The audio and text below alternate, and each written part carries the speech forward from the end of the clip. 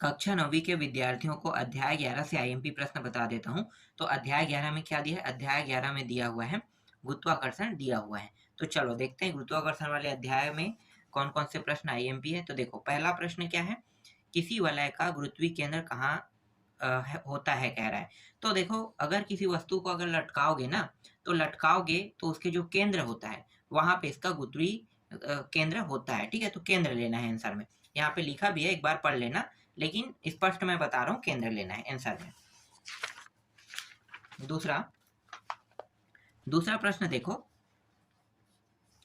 क्या किसी वस्तु का गुरुत्वीय केंद्र उसके बाहर हो सकता है? तो मैं कहूँगा बाहर नहीं हो सकता। कहाँ पे होगा? कटान बिंदु पे। तो देखो मैं यहाँ पे दिखाता हूँ, जैसे स्वतंत्र पूर्वक किसी पिन को आप लटका दोगे, तो लटकाओगे तो कटान बिंदु कहाँ पे बन रहा है? यहाँ पे, ठीक है? देखो तो यहीं पे क्या होगा? इसके गुरुत्वीय केंद्र होगा, ठीक है? चलो आगे देखते हैं, इसका भी उत्तर लगा हुआ है दूसरा का, ठीक है? मैं शॉर्टकट में आपको बता रहा था। तीसरा देखो, जहाँ वस्तु का कोई द्रव्यमान नहीं है, क्या वहां पर गुरुत्वीय केंद्र हो सकता है? तो उत्तर क्या होगा? उत्तर तो हाँ या नहीं में देना है ना, तो या ना तो हम हाँ कह सकते हैं, ना तो नहीं कह सकते हैं। लेकिन ये जरूर कह सकता हूँ कि जो पिंड है ना, उसके आकार पर निर्भर करेगा उसके केंद्र जो है। किस पर? आकार पर। तो यहाँ पे देखो सिर्फ आकार बस दिया हुआ है। चलो उसके बाद चौथा देखो, क्या आप पैर के अंगूठे को झुककर छू सकते हैं? तो झुककर छू सकते हैं कह रहा है, तो ये तो हाँ हो सकता है। योगा करते हैं ना, तो योगा करते समय देखे होंगे कि बहुत से लोग झुककर पैर के अंगूठे को छू लेता है, ठीक है? तो ये किया जा सकता है। पांचवा प्रश्न देखो, एक गोले और एक त्रिभुजाकार परत विरामावस्था का गुरुत्वीय केंद्र कहाँ होता है? तो कहाँ होता है भाई विरामावस्था का गुरुत्वीय केंद्र? तो देखो दो आकृति यहाँ पे दिखाया है ना, यहाँ पे उत्तर यहाँ पे लगा हुआ है। अगर आप इसको पढ़ना चाहो तो पढ़ सकते हो, लेकिन मैं आपको शॉर्टकट में बताता हूँ। देखो ये और ये एक त्रिभुज है, और ये क्या है? ये एक वृत्त है। वृत्त का केंद्र ढूंढना ज्यादा मुश्किल नहीं होता है, ठीक है? तो जी जो है यहाँ पे दिया, ये वृत्त का केंद्र है। लेकिन त्रिभुज का अगर केंद्र ढूंढोगे थोड़ा सा मुश्किल होगा। जब तक कि आपको कटान बिंदु नहीं मिलेगा, तब तक कि आप इसके गुरुत्वीय केंद्र नहीं ढूंढ सकते हो, ठीक है? चलो आगे देखते हैं। छठवां प्रश्न देखो, क्या किसी वस्तु का एक से अधिक गुरुत्वीय केंद्र हो सकता है? तो नहीं हो सकता। एक वस्तु का सिर्फ एक ही गुरुत्वीय केंद्र होता है। जैसे कि यहाँ पे देख सकते हो, ये केंद्र है, इसका भी एक ही बना है, ठीक है? इसीलिए इसका आंसर नहीं होगा। इसके बाद देखो, पीसा की ओर झुकती मीनार गिरती क्यों नहीं है? ठीक है, तो ये केंद्र पर आधारित है। किस पे आधारित है? केंद्र पर। केंद्र बिंदु के कारण क्या है कि वो कभी भी ना गिरती नहीं है, झुकी हुई दिखाई देती है, लेकिन केंद्र से अगर केंद्र बिंदु उसमें ना रहे, नीचे की ओर क्या है? केंद्र बिंदु है। केंद्र बिंदु नहीं रहेगा ना, तो वो मीनार जो है वो झुक जाएगी या फिर गिर भी जाएगी पूरी तरह से, ठीक है? चलो आगे देखते हैं। इसके बाद, अपनी पीठ पर भारी वजन उठाते समय आपको सामने क्यों झुकना पड़ता है? उत्तर क्या होगा? भारी बोझ उठाते समय सामने की ओर झुकना पड़ता है, क्योंकि झुकने पर बोझ का गुरुत्वीय या गुरुत्व केंद्र व्यक्ति के शरीर से बाहर होने के कारण वह गिर जाता है, ठीक है? इसी वजह से झुकना पड़ता है। इसके बाद लघुत्तरी प्रश्न देखो, एक कागज की सीट उसी प्रकार की सीट को मोड़कर बनाई गई गेंद से धीमी क्यों गिरती है? देखो, अगर एक कागज को आप फेंक दोगे, ठीक है? मैं ऐसे ही बता देता हूँ, एक कागज को फेंकोगे तो वो जल्दी गिरेगा या धीरे गिरेगा, बताओ? और एक गेंद बनाओ, तो गेंद और कागज में कौन पहले गिरेगा? तो सबसे पहले जिसे आप फोल्ड कर रहे होगे ना, गेंद बनाओगे, तो गेंद क्या है? तेजी से गिरेगा, ठीक है? क्योंकि उसमें भार आने लगता है। भार आने के कारण क्या होता है? देखो, दोनों एक ही चीज से बना है। मान लो मैं यहाँ पे आपको एक एग्जांपल बताता हूँ। ये कागज है, ठीक है? अभी इस कागज को मैं डायरेक्ट गिराऊंगा, तो आप सोच लो कि ये पहले गिरेगा कि बाद में? बाद में गिरेगा। क्यों? इसलिए बाद में गिरेगा क्योंकि यहाँ पे क्या है, ये हवा जो है ना, इसको काटने लगता है। यहाँ पे जो किनारे में जो जो ये किनारे वाला पॉइंट दिया है, ठीक है? ये सब, तो ये क्या होगा? हवा के संपर्क में आने पर ये काटने लगता है। जबकि इसी को इसी तरह से फोल्ड कर दो और फोल्ड करके भेजोगे, तो कटान बिंदु कम हो जाता है। हवा का कटान बिंदु क्या हो जाएगा? कम हो जाएगा। इसलिए गेंद बनाने पर तेजी से गिरता है, और जो कागज है अगर उसे डायरेक्ट करोगे, डायरेक्ट फेंकोगे, तो वो लेट से गिरेगा, ठीक है? इसका भी उत्तर मैं आपको दिखा देता हूँ।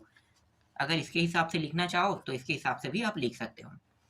इसके बाद देखो, गुरुत्वाकर्षण के सार्वत्रिक नियम का क्या महत्व है? तो इसका उत्तर देखो, न्यूटन के सार्वत्रिक गुरुत्वाकर्षण के नियमानुसार ब्रह्मांड की प्रत्येक वस्तु या तो अणुओं या कोई भी कणों के मध्य आकर्षण बल पर बल लगाता है। इस नियम के कई महत्व है, जैसे कि 1, 2, 3 महत्व यहाँ पे बताया है, तीनों को एक बार पढ़ लेना है। ठीक है, तो देख लेते हैं। ग्रहों अथवा आकाशीय पिंडों के संतुलन की व्याख्या करता है। विभिन्न पिंडों की सतहों पर किसी वस्तु की भार तथा एवं त्वरण की जानकारी प्राप्त होती है। समुद्र में उत्पन्न ज्वार भाटा के कारणों को समझने में मददगार है। इसके बाद देखो, क्या आप बिना झुके कुर्सी से उठ सकते हैं? क्या ये पॉसिबल है? तो नहीं उठ सकते। क्यों? क्योंकि गुरुत्वीय जो केंद्र है, ठीक है, गुरुत्वीय त्वरण केंद्र है, हमें केंद्र की आवश्यकता होता है, सीधी सी बात है। तो इसके लिए हमें झुकना पड़ता है केंद्र बिंदु बनाने के लिए। अगर केंद्र बिंदु नहीं है तो हम ऐसा नहीं कर सकते, इसलिए ऐसा पॉसिबल नहीं है। ठीक है, चलो आगे देखो। एक कागज की सीट उसी प्रकार की सीट को मोड़कर बनाई गई गेंद से धीमी क्यों गिरती है? अभी मैंने इसको बताया था। ठीक है, आगे देखते हैं। यदि चंद्रमा पृथ्वी को आकर्षित करता है तो पृथ्वी चंद्रमा की ओर गति क्यों नहीं करता? ठीक है, इसकी ओर गति क्यों नहीं करता? तो देखो इसका उत्तर क्या होगा। देखो, गुरुत्वाकर्षण मतलब सार्वत्रिक गुरुत्वाकर्षण के नियम से दो पिंड अपने द्रव्यमान एवं दूरी के आधार पर एक दूसरे पर बल लगाते हैं। पृथ्वी का चंद्रमा की ओर आकर्षण नहीं होने की घटना को दो कारणों से स्पष्ट किया जा सकता है। एक तो न्यूटन के गति के तृतीय नियम। ठीक है, तृतीय नियम क्या कहता है? तृतीय नियम ये कहता है कि प्रत्येक क्रिया के विपरीत प्रतिक्रिया, मतलब दोनों अपनी अपनी ओर बल लगाता है, कह रहा है। ठीक है, और दूसरा क्या है? न्यूटन के सार्वत्रिक गुरुत्वाकर्षण नियम, दोनों एक दूसरे के बराबर भी बल लगाता है, ये कह रहा है दूसरा नियम। ठीक है, तो दो नियमों के थ्रू इसकी व्याख्या किया जा सकता है। इसके बाद देखो, दीर्घोत्तरी प्रश्न में आते हैं। न्यूटन के गुरुत्वाकर्षण नियम के अनुसार सेब और पृथ्वी समान और विपरीत बल का अनुभव करते हैं। देखो क्या होता है, और यहाँ पे और क्या कहा है? सब पृथ्वी की ओर गिरता है किंतु पृथ्वी सेब की ओर गति नहीं करता। क्यों? ऐसा क्यों है? सीधी सी बात है, मैं सिंपल शब्दों में आपको इसका जवाब दे देता हूँ। देखो, पृथ्वी में गुरुत्वाकर्षण पाया जाता है, ना कि सेब में। सेब में गुरुत्वाकर्षण नहीं पाया जाता है, इसलिए सेब को हम ऊपर फेंक सकते हैं, लेकिन पृथ्वी को हम ऊपर नहीं फेंक सकते। इसीलिए पृथ्वी जो है, ठीक है, पृथ्वी जो अपनी ओर स्थिर रहता है, और सेब को जब ऊपर फेंका जाता है तो सेब वापस गुरुत्वाकर्षण के कारण नीचे की ओर आ जाता है। ठीक है, ये इसका उत्तर है। इसका मैं उत्तर यहाँ पे दिखा भी देता हूँ। ठीक है, ये रहा पूरा। चलो आगे देखते हैं नेक्स्ट प्रश्न। इसके बाद देखो दूसरा प्रश्न, बड़े बड़े प्रश्न है, अब तो छोटे छोटे नहीं रहेगा। किसी भी एम द्रव्यमान की वस्तु को पृथ्वी की सतह से h ऊंचाई से स्थिर अवस्था से गिराते हैं तो सतह पर पहुंचने के ठीक पूर्व उसकी वेग क्या होगा? तो सतह से पहुंचने से पूर्व उसकी वेग क्या होगा? तो उसकी वेग के लिए थोड़ा सा हल करना पड़ेगा। तो जैसे कि यहाँ पे हल किया है, मैं आपको दिखा देता हूँ। ये बड़ा प्रश्न है तो इसको समझाने में समय लगेगा, इसलिए डायरेक्ट इसका उत्तर बस देख लो। ठीक है, आगे दिखाता हूँ। इसके बाद फिर से देखो, गणितीय प्रश्न है, ये तीसरा प्रश्न, ये भी गणितीय है। इसका भी उत्तर मैं आपको दिखा देता हूँ, यहाँ तक और यहाँ से लेके यहाँ तक। ठीक है, अब देखो चौथा प्रश्न, ये रहा चौथा प्रश्न। चौथा प्रश्न गणितीय प्रश्न है ये भी, तो इसका भी उत्तर मैं आपको दिखा देता हूँ, ये रहा। और कुछ उत्तर जो है यहाँ पे है, यहाँ से लेके यहाँ तक और थोड़ा सा यहाँ तक। ठीक है, इसके बाद पृथ्वी एवं चंद्रमा की सतह पर एम द्रव्यमान की वस्तु के भार की तुलना कीजिए, कह रहा है। भार की तुलना करना है, तो इसका उत्तर मैं आपको दिखा देता हूँ, ये रहा। ठीक है, यहाँ तक और थोड़ा सा और है। ठीक है, यहाँ तक, और ये बड़ा बड़ा प्रश्न है, इसलिए मैं इसका उत्तर आपको दिखा रहा हूँ, ये यहाँ तक के। ठीक है, छठवां प्रश्न देखो, ये भी गणितीय प्रश्न है। तो गणितीय प्रश्न है तो मैं सजेस्ट करूंगा ऐसे प्रश्नों को मत पढ़ना। ठीक है, फिलहाल मैं उत्तर बस दिखा रहा हूं आपको।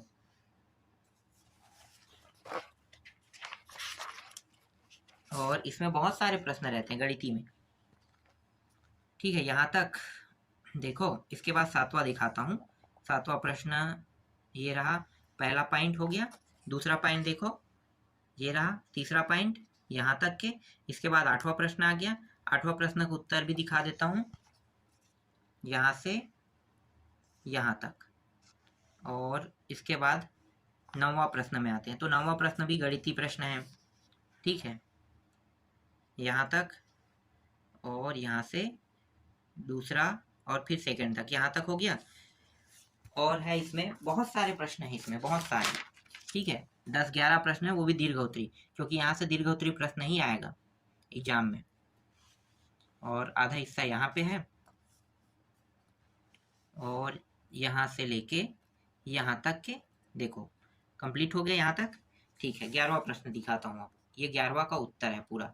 11वां प्रश्न यहाँ पे है और 11वां का उत्तर है, और ये रहा 12वां प्रश्न। आते हैं ये 12वां प्रश्न, और 12वां का उत्तर भी लगा हुआ है, ठीक है, यहाँ तक के है। अब इसके बाद 13वां प्रश्न में आते हैं। तो 13वां प्रश्न थोड़ा सा हिस्सा यहाँ पे है, और बाकी जो है वो दूसरे साइड में है, यहाँ पे, यहाँ से यहाँ तक, ठीक है। अब 13वां प्रश्न, और ये अंतिम प्रश्न है, ये वाला। जब आप सीधे खड़े होते हैं तो आपका गुरुत्व केंद्र कहाँ होता है? तो गुरुत्व केंद्र बताना है कहाँ होता है। तो इसका उत्तर मैं आपको दिखा देता हूँ। यहाँ तक के हो गया, ठीक है। यहाँ पे चित्र भी बना है, देखो पूछ रहा है कि कहाँ होगा आपका गुरुत्व केंद्र।